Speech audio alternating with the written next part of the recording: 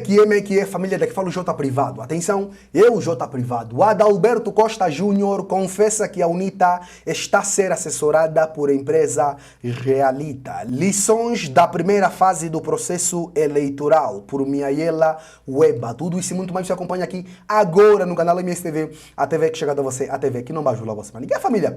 Segundo chegou aqui o site, né? E na mira do crime. É isto mesmo. Adalberto Costa Júnior confessa, né, que está a ser assessorado por empresas israelita, né? E o mesmo foi disse, é normal, é uma empresa bastante competente.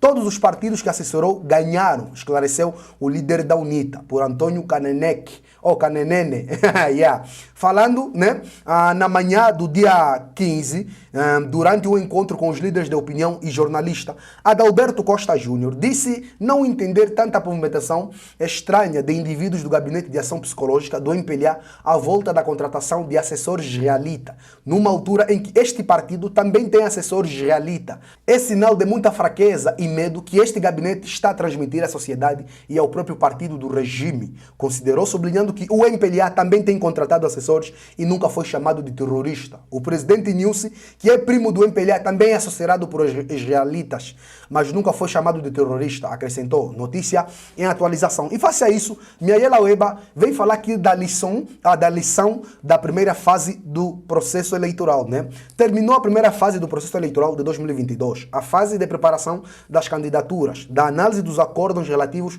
ao 8º processo de apresentação e apreciação das candidaturas. Conclui-se que houve um esforço grande por parte de todas as candidaturas para se conformar à lei. Conclui-se também que há espaços para aperfeiçoar a lei, porém, esta primeira fase teve dois grandes vencedores. O primeiro grande vencedor é a UNITA, que teve o maior número de apoiantes aceites e menor número de assinaturas tóxicas, rejeitadas pelo tribunal, né? O segundo grande vencedor é o Partido Humanista de Angola, o PHA, por ter sido entre os partidos sem história e sem assento parlamentar, aquele que apresentou o maior número de candidaturas elegíveis, 330, admitidos pelo Tribunal Constitucional. Fonte clubecapa.net por Miaela Weba. Vamos lá ver aqui a matéria completa. Ok, let's get it.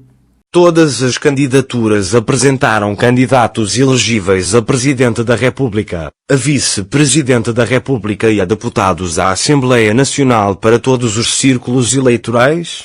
Por se ter constatado a existência de determinadas irregularidades processuais em quase todas as candidaturas, o Tribunal Constitucional notificou os mandatários, convidando-os a proceder ao suprimento das irregularidades constatadas, nos termos do EN. Indicador ordinal masculino 1 do artigo 47º e do artigo 42º, ambos da Lei Orgânica sobre as Eleições Gerais. As irregularidades foram supridas dentro dos prazos estabelecidos por lei, tendo o Tribunal, após apreciação dos processos, admitido candidaturas de 8 cidadãos ao cargo de Presidente da República, 8 cidadãos ao cargo de Vice-Presidente da República e de um total de 2.419 cidadãos elegíveis para os 220 mandatos de deputados à Assembleia Nacional. Os processos de todos os candidatos a Presidente e a Vice-Presidente da República foram unanimemente aceitos pelo Tribunal, sem necessidade de suprimentos e sem qualquer tipo de reclamação da parte dos mandatários ou do público. Para os 220 mandatos parlamentares, apresentaram-se 2.604 candidatos, tendo o Tribunal considerado inelegíveis 185. Correspondente a 7% do total apresentado. O número máximo de candidatos possível para cada candidatura é de 355, entre efetivos e suplentes. A FMLA apresentou o menor número de todos, 257, mas com uma taxa de elegibilidade de 100%. O MPLA e a UNITA apresentaram cada um 355, o maior número possível, também com 100% de aceitação. O quadro geral de candidatos elegíveis, apurados entre as candidaturas, é o seguinte: FMLA, MPLA, UNITA, PRS, PHA, Casa de Jango, APNN. Indicador ordinal masculino Inicial 257355354234318.336.295 elegíveis 25735535378.304.283.200 aceito por cento 100 milhões e 100.198,5% 94,8% 95,6%, 84,2%, 67,8% quanto à observância das 14.000 assinaturas, que é o número mínimo de subscritores eleitores, assinaturas, previstas na lei para todos os círculos eleitorais. O TC atesta que todas as candidaturas observaram a lei.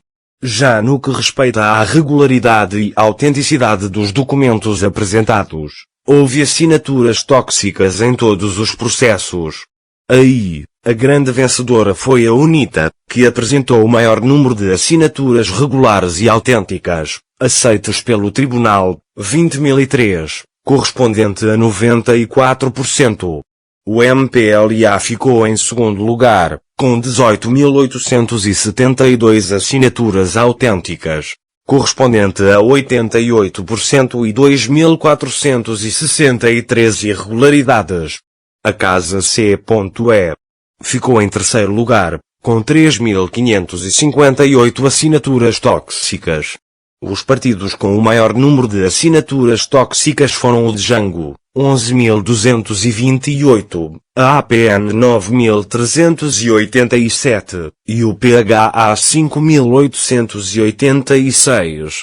O quadro geral das assinaturas tóxicas, por ordem crescente, é o seguinte: comparação entre assinaturas submetidas e assinaturas aceitas. Acordam 755.753.758.757.759.760 UNITA, MPLA Casa FMLA PRS PHA APN Django total 21.321 21.335 19.611 19.585 18.843 21.308 26.227 25.538 aceitas 20.003 18.872 16.657 16.027 14.775 15.422 16.840 14.310 tóxicas 1.318 2.463 2.954 3.558 4.068 5.886 9.387 11.228 aceitas por cento 94%, 88%, 85%, 82%, 78%, 72%, 64%, 56%. Esta análise comparativa revela haver oportunidades para aperfeiçoamento futuro do processo e dos requisitos exigidos para a apresentação de candidaturas às eleições gerais.